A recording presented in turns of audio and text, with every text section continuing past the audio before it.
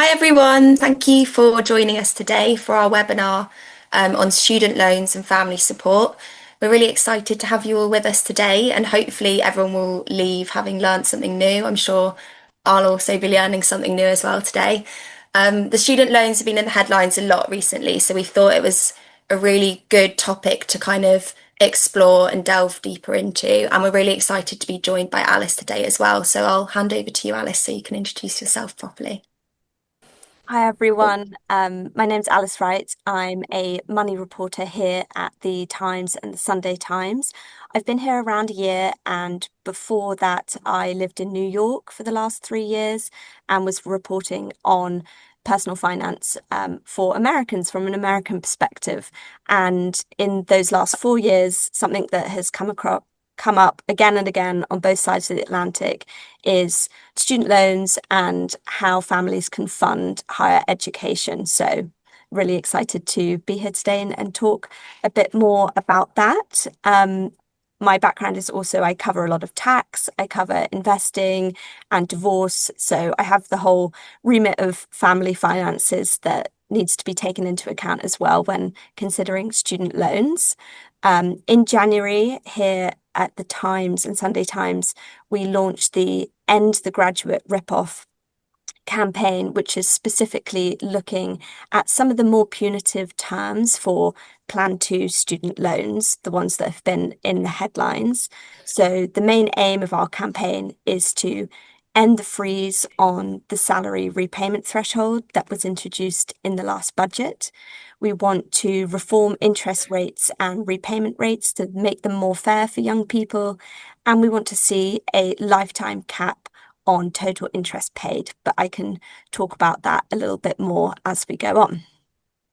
Thanks, Alice. I'll quickly introduce myself as well. So my name's Holly Guscott. I'm a financial advisor at 𝗪𝗂𝗪 Wealth, a member of the Personal Finance Society, and also I was very happy to be named one of the 𝗪𝗪𝗇 top-rated advisors for 2026. And we're also joined by Lisa, and I'll hand over to you now, Lisa. Thank you.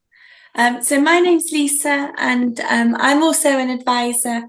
I'm a chartered financial advisor and a fellow of the Personal Finance Society. Thanks, Holly. This is kind of today's conversation and a bit of an overview of what we'll cover. So Alice is going to start the presentation in the webinar by explaining how student loans actually work, why income can have such a big impact on the outcome, and then a bit into the family planning topic as well, which we'll also be going into. And then Lisa and I will bring some practical examples, including whether it makes sense to pay off the student loan, help with a house deposit, support living costs, or just take a different approach altogether. So Alice, I'll hand over to you to get started. Okay, great. So my area of expertise and really the bulk of reporting that we've done has been into Plan 2 student loans. So they are for people who started their university courses from 2012 to 2023, but I'll get on to maybe Plan 5 loans, which are the ones that if you have young people in your lives, children, grandchildren, they'll be the ones taking those out in the future from 2023 onwards. So if you have a Plan 2 student loan, then the annual fees that you will have taken a loan out to pay will have been around £9,000 to £9,250 a year. That's now gone up for Plan 5 borrowers to almost £10,000, so it's £9,790 at the moment. And then there are maintenance loans that you can take out on top of that to cover housing and other living costs, but those really vary depending on your family circumstances, what your parents or carers earn, as to what is available to you. Now, one of the biggest things that perhaps young people may not have understood when they took out their loans, and it's really important for you as people that are trying to assist them to understand, is that any loan taken out, whether that's maintenance or for fees, will incur interest from day one, not at the point of graduating. So that will be already starting to accumulate over that 3 or 4 year term. And the interest rate has been something that has been very controversial, and we've done a lot of reporting around because it's currently calculated at the retail price index, which is a higher measure of inflation than the usual consumer price index, which the government uses for all of its other reporting. And RPI has also been widely discredited by a lot of leading economists. On top of that, so you have RPI, and then you can incur further interest rates of up to 3%. This varies depending on how much you earn. So everyone is charged RPI, and then you earn, the more you earn, the higher up that plus 3% you go. And that can feel quite punitive to graduates who are trying to get ahead and earn more, only to see the interest rates on their loans and therefore their balances go up. Now, how it works on repayment. So for Plan 2 borrowers, repayments start as soon as you earn over £29,385 a year. This repayment threshold has currently been frozen from the last budget, so this April, until 2030. It's caused a bit of a stink because under the original terms of the loan, this was also supposed to be reconsidered annually with inflation to allow graduates, that headroom too. That's now been frozen. Above that £29,000 figure, you then repay 9% of your salary before tax on anything earned over that figure.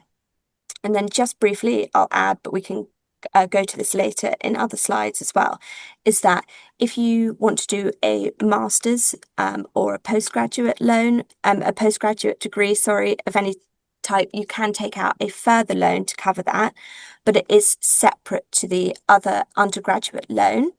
And the threshold for that is significantly lower. It starts at £21,000 a year, and it's an additional 6%. So those don't become amalgamated. You can end up paying around 15% of deductions from your salary if you have both an undergraduate and a postgraduate loan.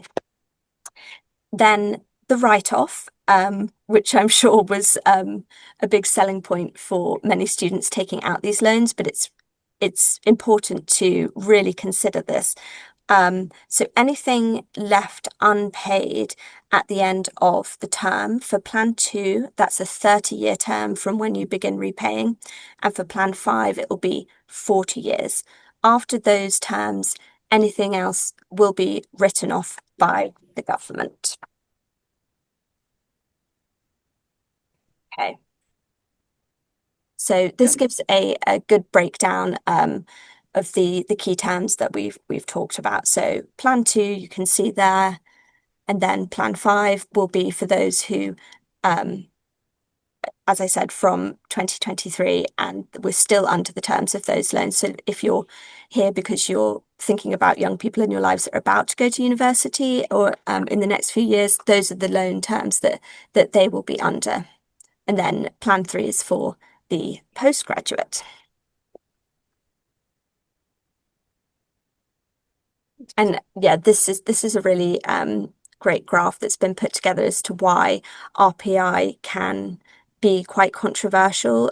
It's much more volatile, and it's often a very much higher level of inflation because it keeps things in like housing costs and energy costs and food costs that are often stripped out of other measures of inflation. And when you have something that is consistently higher, the interest rates really can shoot up.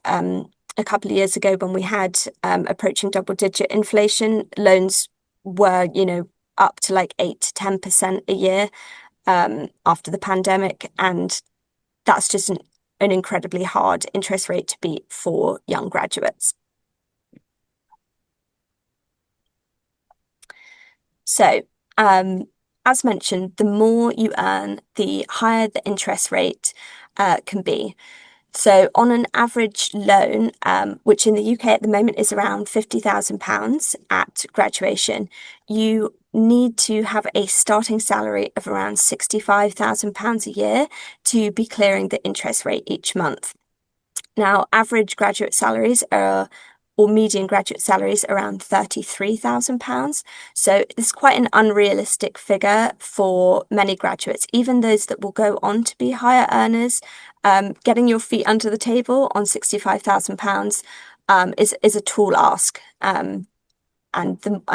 As I mentioned, the longer that you aren't clearing the interest, the more it's compounding in the background and making it harder to clear in the long term.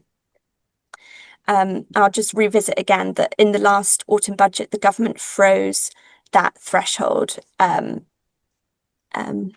should I address a question now, I think?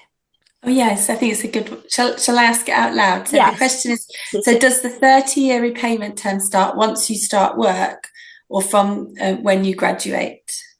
It is from when you graduate because I think the exact phrasing is when you are due to be repaying. So there can be like multiple reasons why you might not be repaying. Perhaps you have an internship or a low paid starting salary that brings you under the threshold, as many graduate salaries do. And so you're not actually making repayments, but you're due to be repaying. So that will start that clock. Yes. Thank you. So yeah, back onto the frozen threshold. So as we all know, with income tax and fiscal drag, this is becoming like a real problem in people's lives, and it's the same for graduates. So even those that are sort of clawing ahead, getting those annual pay rises, they're just seeing more of their earnings fall into the student loans company, and it's causing, a lot of frustration and anger at that move to freeze the threshold. And then for many graduates, they will repay vastly more than they ever borrowed, as there's no lifetime cap on repayments. And that is something that we're campaigning on here at the Times under the End the Graduate Rip-Off campaign. So now we'll have a look at an example that we modelled. So this is some modelling that we had done here at the Times to kind of show really what we all know to be true, which is that middle earners will fare worse under the terms of student loans as they currently are. So if you're a graduate and you graduate with the average £50,000 student loan debt, and you start your career on a very respectable £47,000 salary, and then allowing for 5% yearly pay rises, this graduate will repay £136,000 over the 30-year term. Again, on a £50,000 debt, repay £136,000, so almost 3 times the amount that was borrowed plus that interest while they were learning. And they still will not repay the capital on their loan, which means that it will still be written off at the end of the 30-year term, but it's cost them a huge amount over their working lives. Now, if you are a higher earner, you will manage to clear that interest, start chipping away at that capital. So someone that starts on a £63,000 salary, they will repay £90,000 over the course of their repayments on a £50,000 loan, and they will manage to clear it faster. It's still, it's a huge penalty to pay, but it is significantly less than that danger salary where you become a middle earner. Now, the people that do benefit currently from the terms of these loans are those that start out on lower salaries and remain lower earners throughout their lives, because they will repay less than they originally borrowed. They get all the benefits of that education, and then they do enjoy a meaningful write-off at the end of the term.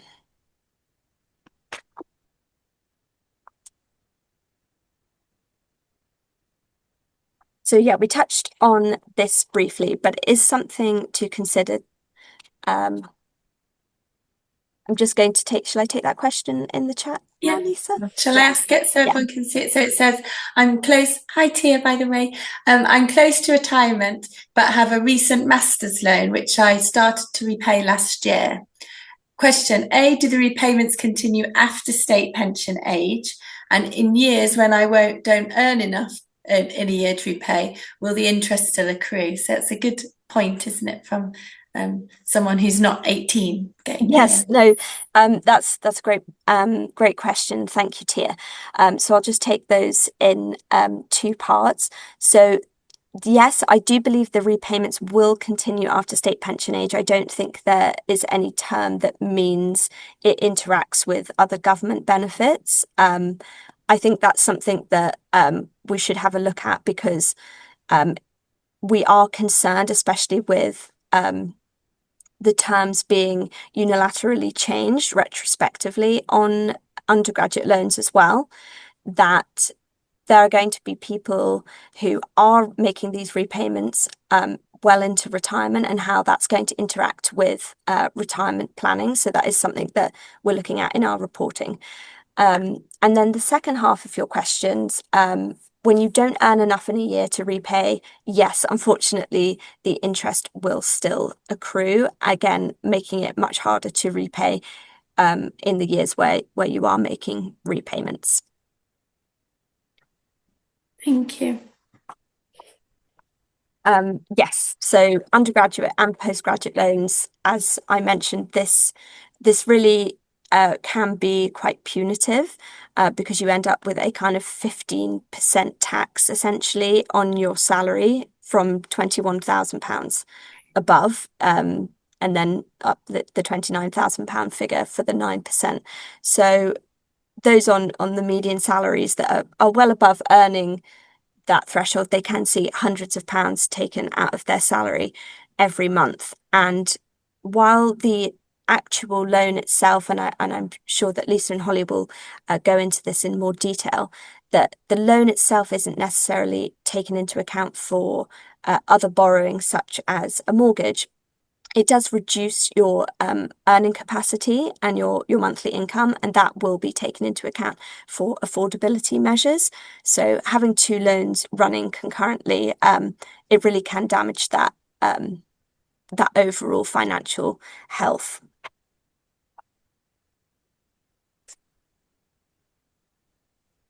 So what we're seeing anecdotally from the Times readership is that this is not just a issue for young people.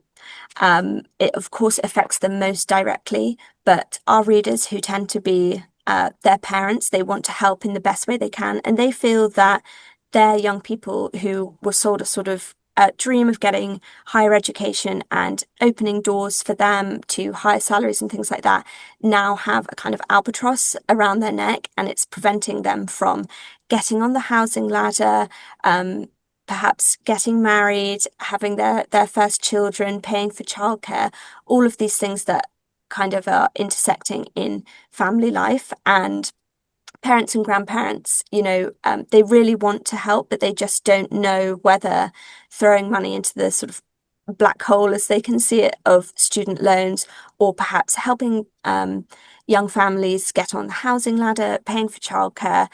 They're writing in with these questions, as I'm sure that's why you're tuning in as well. This is a whole family planning issue and an inheritance issue as well. So yeah, that's absolutely what we're hearing. Now, last week, the Treasury Select Committee released its much-awaited report on Plan 2 student loans. They put a call out for graduates, around 50,000 replies. They've also had Treasury and HMRC and Student Loan Committee officials in to talk to. They have great convening power, and we're very grateful that they have worked with us a bit on this as well. Now, some of the findings were really bittersweet because they align with our reporting, but also it's a sad picture for graduates. So I'll just go through a couple of those now. So the majority of those who have taken out student loans they did not understand the terms. Now, this may not be surprising, as students tend to be 17. Obviously, there are mature students, but they do tend to be 17 when they take out these very complicated financial products with quite limited information. And if your parents perhaps didn't go to university, or most likely, even if they did, went to university at a time where it was government funded, it's not really anyone's fault that it's not the student's fault that they didn't really understand these terms, because we're working round the clock to understand them ourselves, and we are experts in the area, and it's very hard to pick through. And then I would say, more interestingly, is that more than half of students that responded to this survey said they would not have taken out the loans if they were given the option again.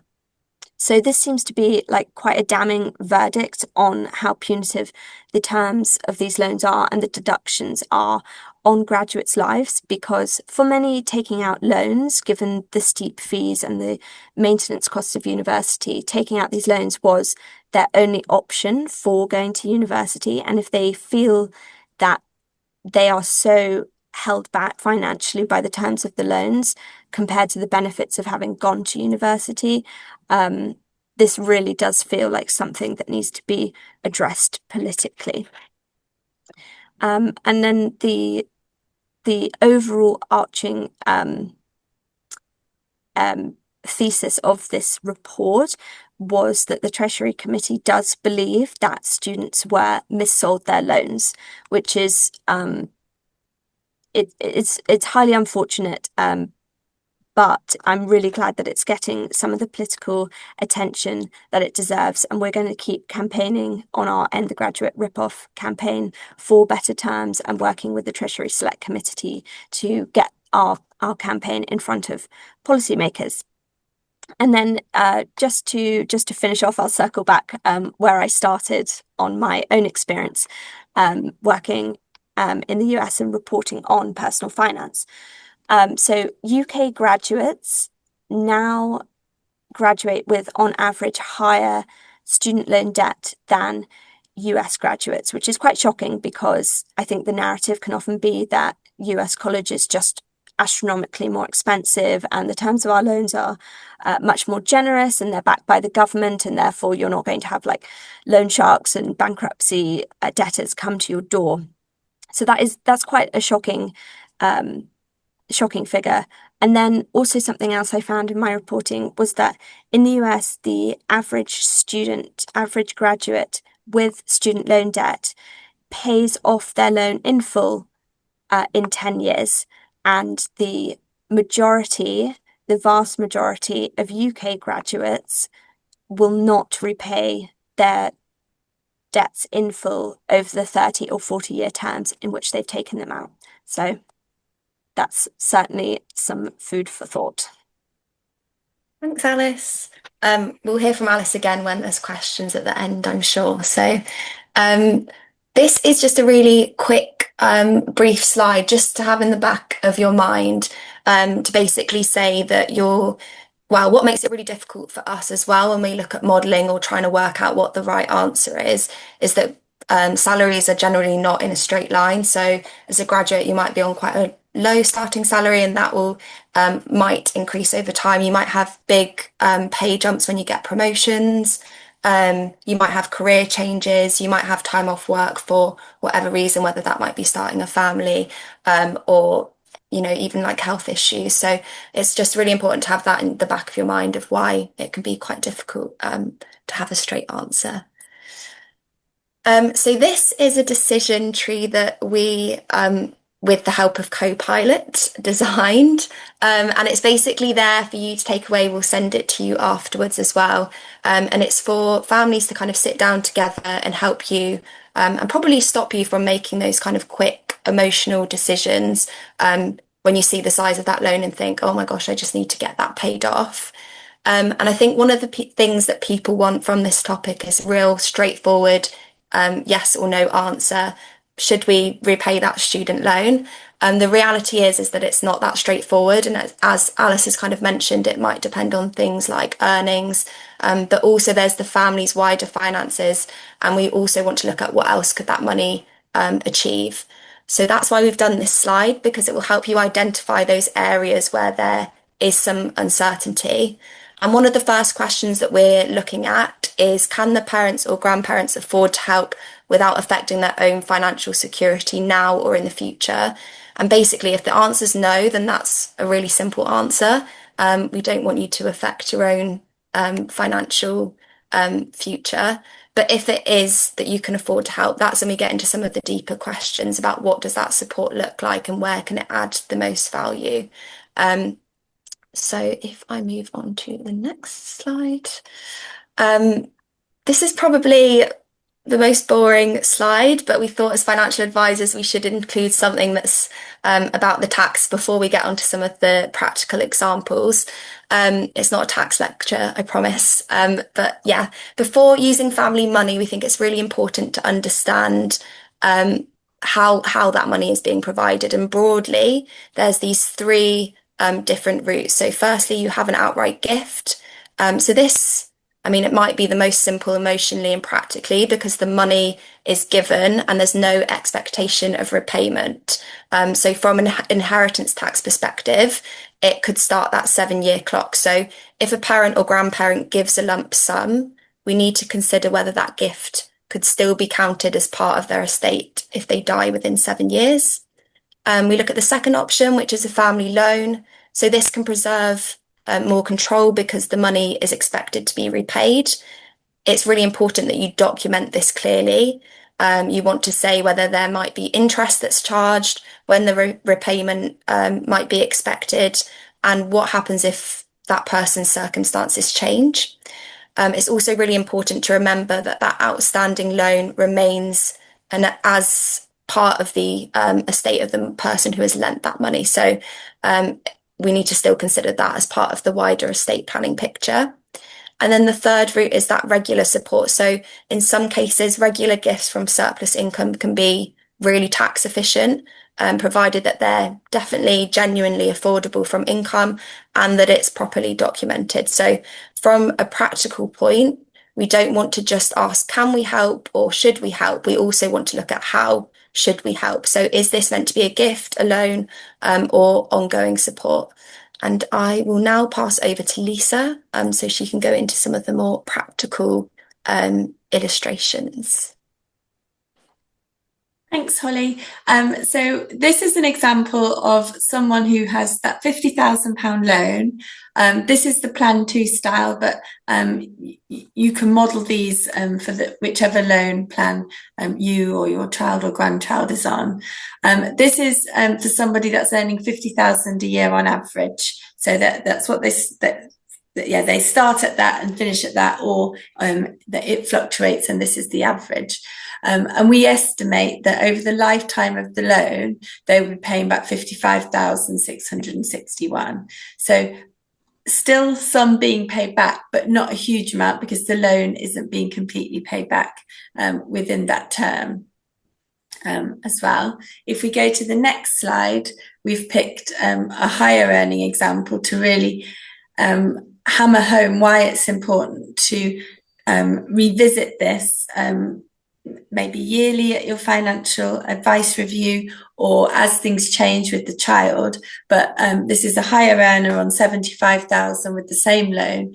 They would pay back, we estimate, at just over 90,000. So that's nearly double what they would pay back. So yeah, it's really important to make sure that you're thinking what's the situation now, but also what is the situation in the future and how might the strategy develop and change over time. I mean, if you have loads and loads of money and you want to help on principle, some clients make that decision anyway. But I think if money's tight and you want to make sure each pound that you gift is working really, really hard, then hopefully this next part of the presentation will open your eyes to some of the other options that are available. So we've included this slide because we thought a lot of the media kind of attention focuses on the size of the student loan balance. But hopefully this slide also highlights that there's another real challenge, which is the cost of living. And I've written down some of the things, so I'm just going to read them off as well, because sorry, I can't remember all of these individual numbers. But the average student is spending around £529 a month on rent alone. You've got £146 on groceries, £69 on utilities, £67 on transport, and £61 on socialisation. And there's other small costs that come up. So you might have takeaways. Students love a takeaway, don't they? Clothes, subscriptions, visits to family, coursework materials. And once you add all of that together, you can see why many students are finding themselves under pressure financially. So in some situations, it might be that helping with that rent or those groceries during those 3 or 4 years can have a bigger impact than clearing the student loan debt later. It might also reduce how much they need to borrow in the first place as well, which we know will have a big impact. It's definitely worth considering whether that support could be of more value earlier on in the journey rather than clearing 20, 30, £50,000 later on. So we think as a practical step of something that you could do if it's a child that's, or adult, I should say, that is already at university or is thinking about going to university, is sit down with them as a family and really map out, like, where is that child going to go to university? What might the costs be in terms of rent that they might be paying, travel that they might have to do, and then look to see, is there going to be a shortfall from the maintenance that they're going to be able to get? And if the answer is yes, then regular maintenance support might actually create more value than a lump sum repayment at a later date. Sorry, I appreciate this slide has got a lot on it, lots of detail, so we're going to talk you through it. This one is basically looking at student loan versus house deposit, which I feel is a really common question and one that people want answers to. And unfortunately, there is not a universal winner, which everyone hates to hear. But clearing the student loan can make sense if the graduate is likely to repay the loan in full, or if they're going to repay significantly more than the amount needed to clear it today. So this might be high earners because their monthly deductions are going to be larger and they're still going to be paying it for quite a few years as well. If we look at the house deposit side of things as well, there's actually bigger practical benefits than you might think from the outset. So it might be that you can buy that property sooner. You might be able to reduce the size of the mortgage they need, which will save interest over time. It might improve their loan to value position, which again might mean that you get a bit better interest rate, which is going to save money. And it also just might make the numbers work from an affordability perspective as well. So in this, we're looking at kind of how £50,000 might be used to clear the student loan. And what you should check is, if that is the case, well, what repayments are avoided? So in this example, we're using kind of the £50,000 average salary versus a £75,000 average salary. And then on the other side, if you look at £50,000 towards a deposit, well, how much mortgage interest could be saved, or how much borrowing could be avoided? And I think even potentially the more important question is, well, can it unlock that property purchase in the first place? Because I mean, it's not always just the maths. I know that that's kind of the key thing that people want to look at. But if it does mean that that person's able to afford a property in the first place, or afford it 2 or 3 or 5 years sooner, then that can have a real impact on someone's life and quality of life. So yeah, I will pass over to Lisa for the next example. Thanks, Holly. So we asked James, who is a mortgage broker that has looked after our clients for many, many years, and asked him, what impact does it have if you've got a student loan? And he gave me so many answers. because it's actually really confusing. So this is where we try to simplify it. But the big caveat to this is, of course, it's based on your personal situation. It depends on whether you've got childcare costs. It depends whether you've got car costs. It needs the whole picture. So we've just picked a typical mortgage, well, not typical, a large mortgage actually, but these are two borrowers with 75,000 of earnings each. They've got a childcare cost already included in their outgoings. They're lucky that their first property is that they're looking at is 980, and they've requested a mortgage of 825 with a 35-year term. So here we've got some examples of Barclays and Halifax. If there was no student loan involved, Barclays would give way more than Halifax, so 803 versus 768. And that flips on its head when you take into account the student loan. So Barclays would offer less at 600 and 650 with Halifax. So in both instances, you can borrow less, but we thought it was a good thing to point out that actually you need to make sure you're using somebody who really understands the market and the impact that having that student loan has lender by lender as well. So yes, it was a very important point.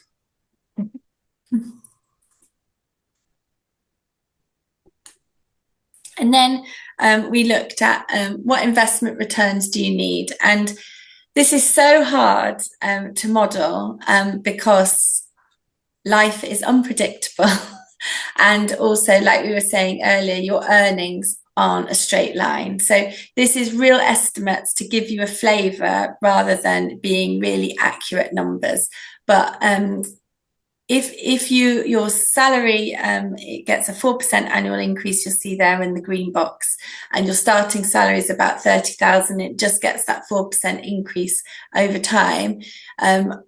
You need your investments, or even your savings really at this rate, need to grow by 1.8% after tax to justify not paying off the student loan and to keep that money in your own pocket and your own investments. It gets a little bit harder the more that you earn. So this is an example of a £50,000 a year starting salary increasing by 4%.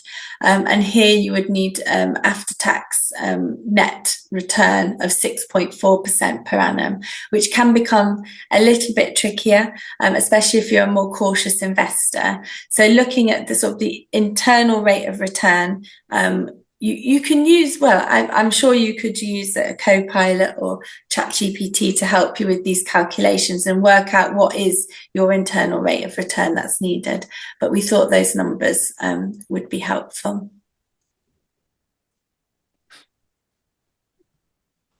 And then my favourite topic of all, pension, because whilst you're, I suppose it's the opportunity cost of that money. So if that money has gone into student loans, you may not then have the money to really help with your pension payments. So when you pay into a pension, if you're a basic rate taxpayer, you're paying in £80 and the government's paying in £20 for you. If you're a high rate taxpayer, which goes all the way up to 100,000, you're paying in 60 and the government's paying in £40.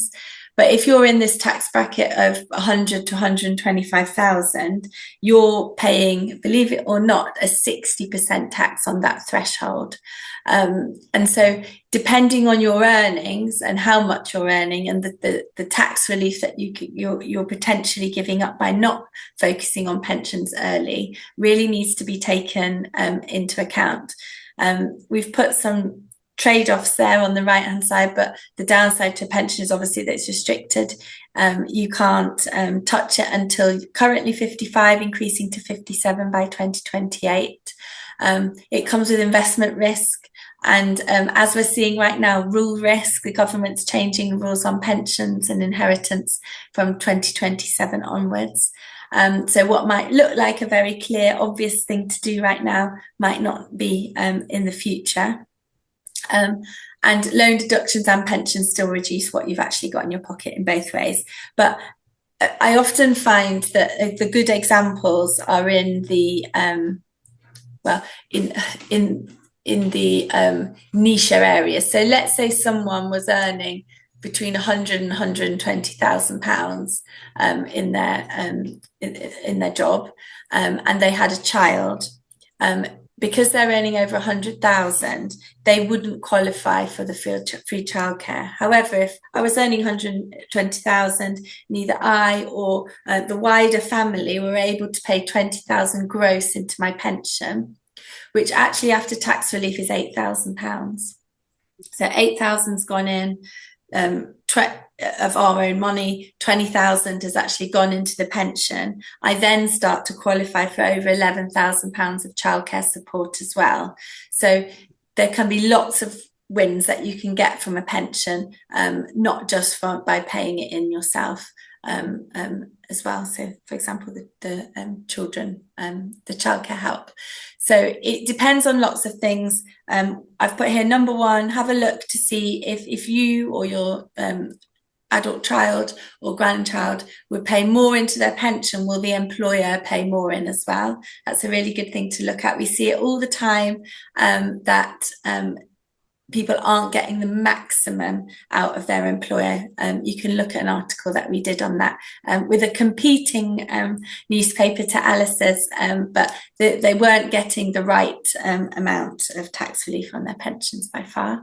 The next one is thinking about the tax relief that you get now. If you're compounding that over 20, 30, 40-year time span, that really, really does add up. And Holly's going to show you soon how we can help you make these decisions really clearly. But also don't forget that the loan may never have been repaid anyway. So maybe you should have just done the pension instead of the loan over repayment. So there's lots of moving parts in this decision. So sorry if we're making it more complicated than you would hope.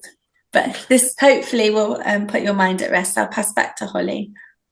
Thank you.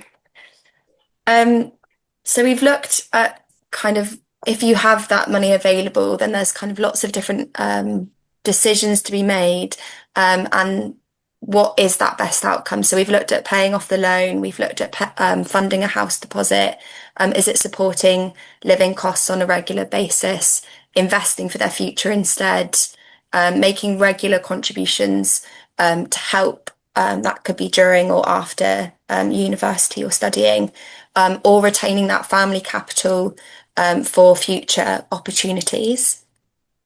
And this is kind of something that we do with our clients. So if you are a client of ours, you might have seen it already. If you're not, this is the sort of thing that we do with our clients on a yearly basis, is this cash flow modelling, which you can see on the graph here.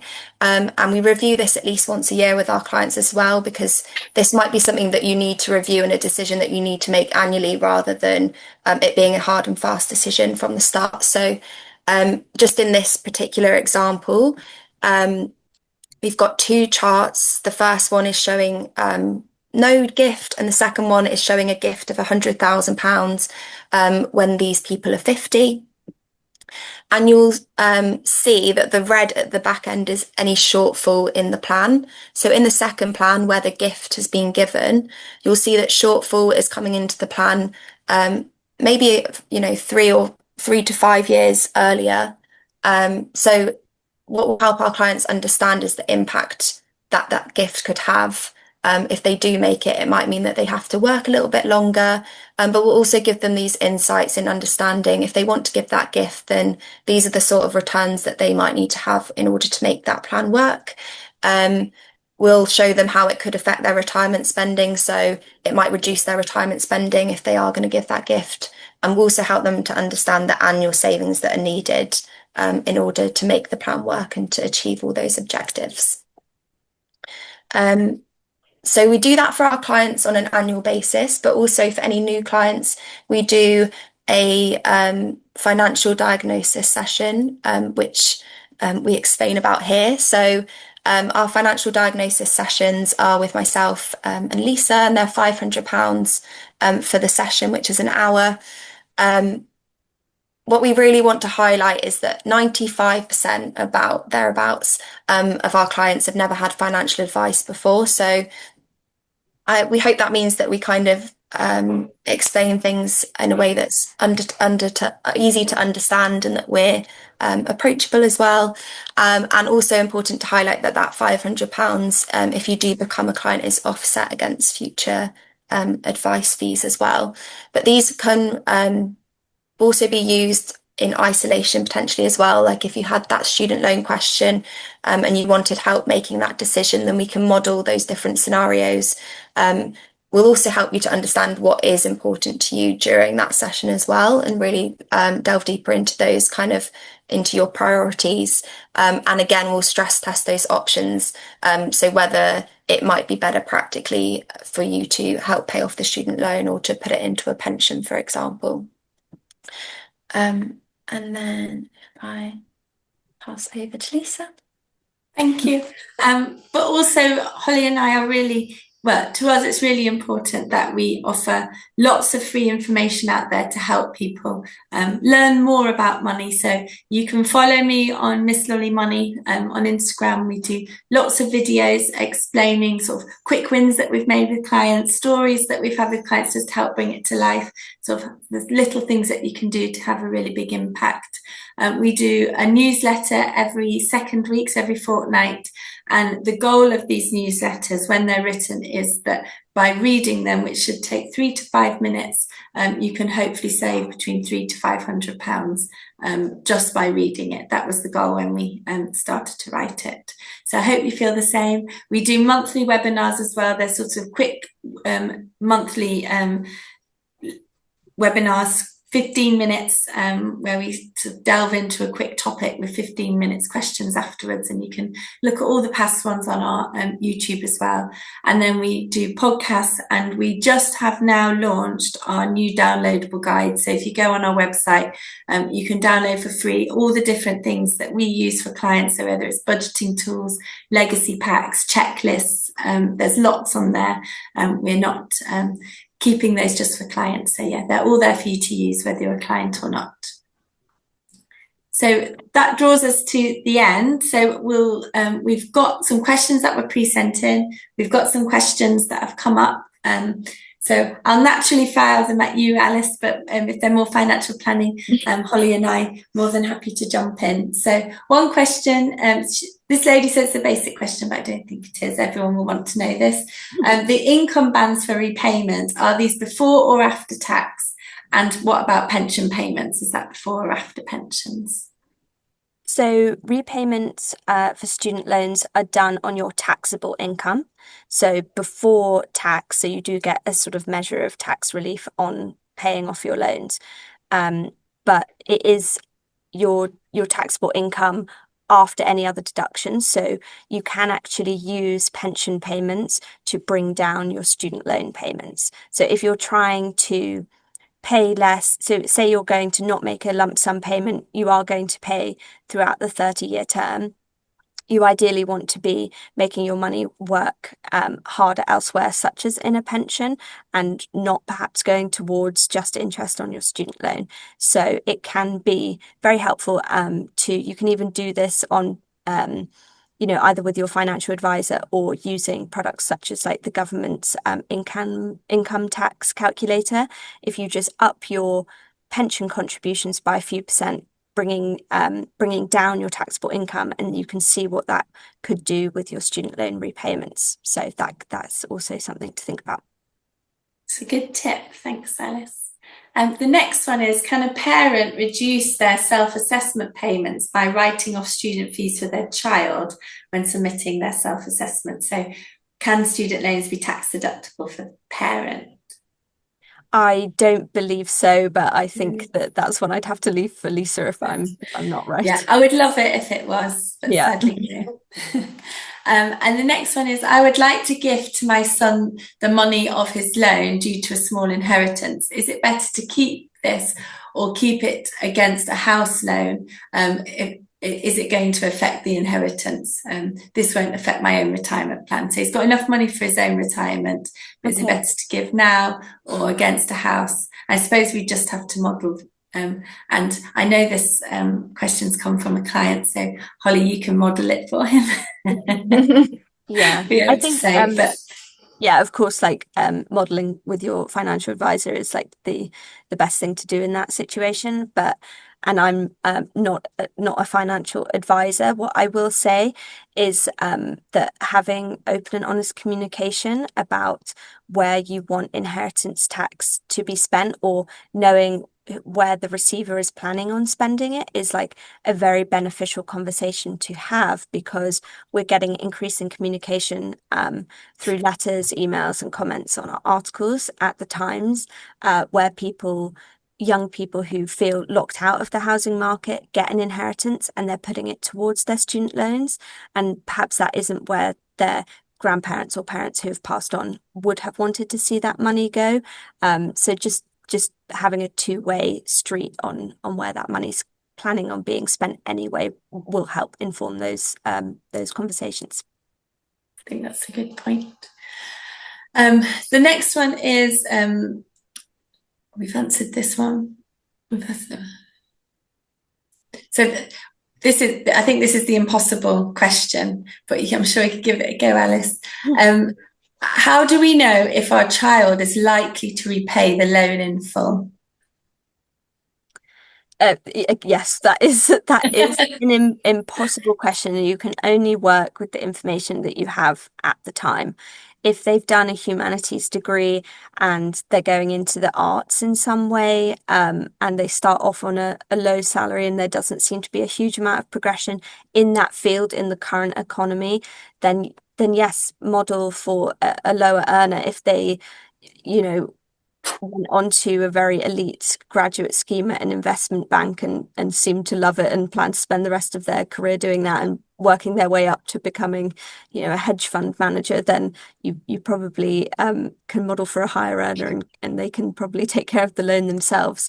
For everyone else in between, I think it's just dealing with the information you have in front of you, and children surprise you. So yeah, Holly and I were talking before and thinking really that the worst career path from a student loan point of view, put it that way, would be to have a low earning salary for quite some time, and then maybe you get a massive promotion or you do a complete career change and then become a very big earner. Yeah. That would be the wrong way to do it with a student loan. For a student loan, but not for other reasons. People have career pivots, so yeah.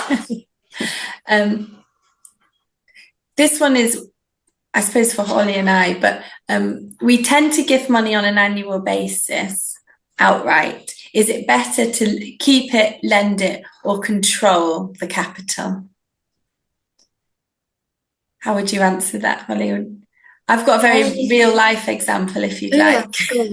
So when I was 21, my grandma gave me and my sisters £2,100 each, and I spent mine on travel. One spent hers on partying, the other one, who's really good with her money, still got hers, and she's probably in her late 30s. So I think it depends on the child. I think it depends on what you're trying to control as well. I think a lot of clients seem to want that control when I suppose a child is finding their financial feet, which is why a lot of people tend to give and feel more comfortable gifting sizable amounts post 30, I would say. And when you know what the kind of partner they've chosen, and if you want to use a trust or not, that can always help as well. I don't know if you have anything to add, or should I go into the next question? Yeah, you can go on to the next question. Oh, well, this one came in advance. How do so this person's very long one, really wants to help the child regardless, knows that it will make them have to sacrifice their own retirement, and will work an extra 4 years longer. How does he say this to the child without making them feel guilty? I think it's quite good to know the consequences of the gift in a way, that you're very happy to do it. I think that's a nice, lovely message. I don't know what you two think. I think that there's, a way to approach things. It's certainly not when anyone's emotions are running high, or maybe after the gift has been done. Perhaps if it's done in advance, there feels less strings attached.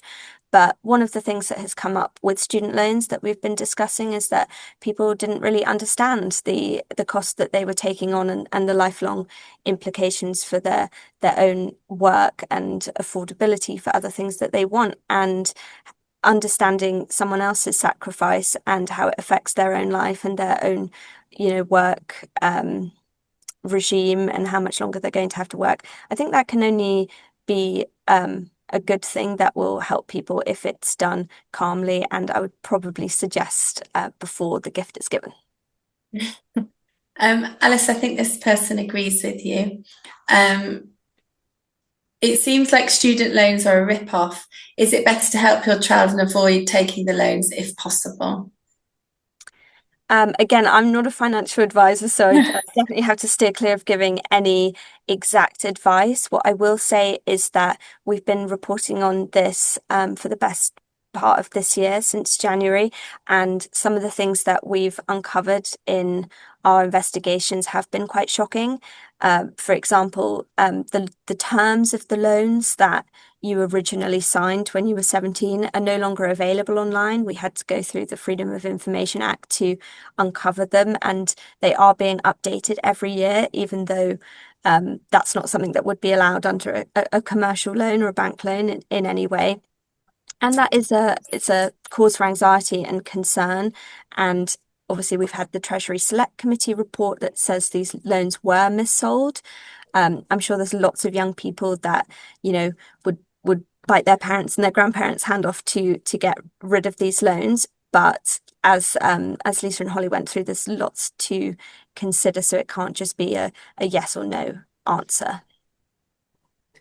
And then lastly, if anyone's got any other questions, do put them in the Q&A. Where am I? I've lost my own train of thought. Here we go.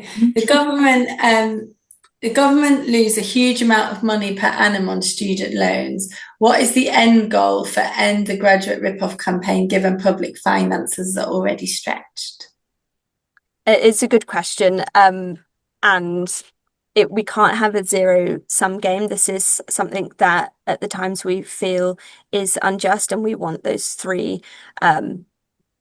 goals met for young people. We have an aging population, and if young people are unable to continue to pay tax at the current rate and pay off student loans at the current rate, we have a longer term economic problem as well. And I'm proud that the Times is sort of taking on a quite unpopular beat for young people, but we are looking at other things, inheritance tax, the state of public finances, the cost of public service pensions, all sorts of things. So we won't be giving up on our goals, but it is a taken point that the public finances are not in a good point, and no one's asking for a crazy write-off of all student debt. It is a reality. It is a part of life now. We just want fairer terms for people that took out these loans and a fair chance of having a strong financial future so that they can be the taxpayers that the economy needs them to be. And I think, Alice, to prove this point, I'm moving house and I'm shredding everything in sight. And I found a student loan statement from 2012. And this is actually my husband's. He owed then £6,700. His interest for that year was £88.66. And his repayments were £1,760. So he was able, after interest payments, to pay down the loan by £1,600, which I think is probably the problem, isn't it? I think a lot of people feel that they're not really making any progress when they do pay down. Yeah, and psychologically that can't be underestimated, and that's something that the Treasury Select Committee have looked into. We've also had the Milburn report into NEETs, so people not in education or training or employment. It's almost 1 million young people, and a lot of that can be put down to the mental health crisis. So having debt for the rest of your life that's only going up is not something that is good for young people's mental health either. And then the last question, and then we'll finish dead on time, is can you not take out the loan on the first year and then if struggled, take it out on the second year? Yes, you can change the terms of your loan, both for fees and for maintenance loans. So if your or your family who are supporting you's financial position change, you can just get in touch with the student loan company, either on the phone or online, and you can make changes to how much or how little you're borrowing. Perfect. Well, thank you very much, Alice, for being our guest speaker. We definitely couldn't have done it without you. We really did need an expert. So thank you very much. Thank you so much for having me, and I've definitely learnt something from your talk and from your slides as well. Oh, thank you. And thanks everyone for coming along. See you soon.